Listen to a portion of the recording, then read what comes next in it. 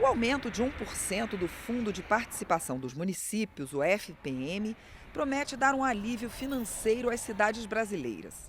Ao longo dos anos, este repasse de recursos da União para as prefeituras foi perdendo o seu valor real. O relator do tema na comissão especial calcula que a mudança deve liberar quase 60 bilhões de reais para os municípios nos próximos 10 anos. O FPM foi criado pela Constituição Federal em 1988.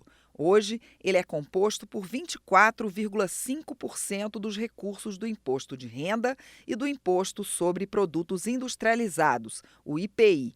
A proposta de emenda à Constituição aumenta esta porcentagem em 1%, fazendo com que ele chegue a 25,5% do que a União arrecada com esses impostos. Os deputados que defendem 1% a mais de repasse argumentam que o aumento do FPM contribui para a construção de um novo pacto federativo, ou seja, uma redistribuição da destinação dos impostos que vão para a União, estados e municípios.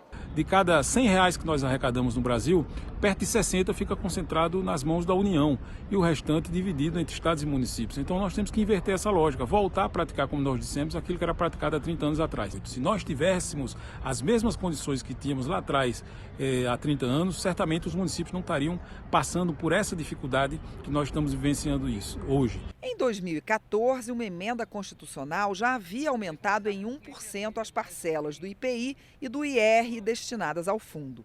Mas a Confederação Nacional dos Municípios já defendia um aumento de 2% desde o início dos anos 2000.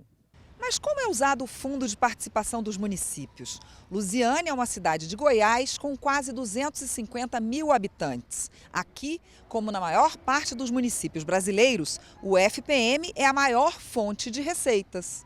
A arrecadação é variável, principalmente que nós temos o IPTU, que depende da disponibilidade financeira do contribuinte, e alguns impostos que são pagos, alguns no início, outros no meio, outros no final do ano.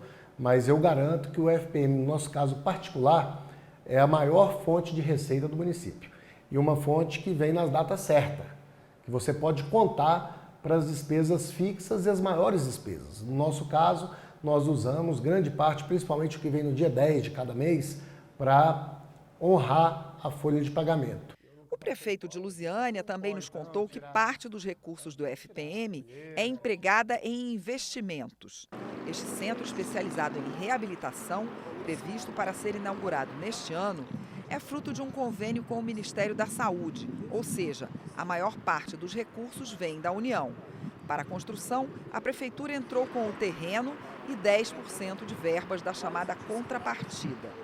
Mas depois da inauguração, recursos do Fundo de Participação dos Municípios serão usados para fazer tudo isso aqui funcionar. Fora os consultórios para especialistas que vão de nutricionistas a oftalmologistas e neurologistas, há um ginásio para reabilitação e até uma piscina aquecida para a hidroterapia. Lusiânia também tem 3 escolas municipais de ensino fundamental que funcionam em tempo integral. Outras melhorias na educação previstas para a cidade goiana se beneficiariam do aumento dos repasses do FPM, segundo o prefeito. Esse aumento de tributos será gradual em 4 etapas. A cada ano, a transferência de tributos da União para os municípios crescerá 0,25%, até chegar a 1% total. Você já vai entender melhor. Se o projeto for aprovado neste ano, em 2020, a transferência da União para os municípios aumentará em 0,25%. Em 2021, este crescimento da alíquota fica mantido.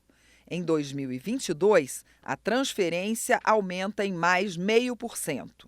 Finalmente, em 2023, o aumento total chega a 1% dos tributos destinados ao fundo. A proposta de emenda à Constituição que prevê o crescimento de 1% do FPM foi aprovada pela Comissão Especial da Câmara destinada a analisá-la e deve ir ao plenário no segundo semestre.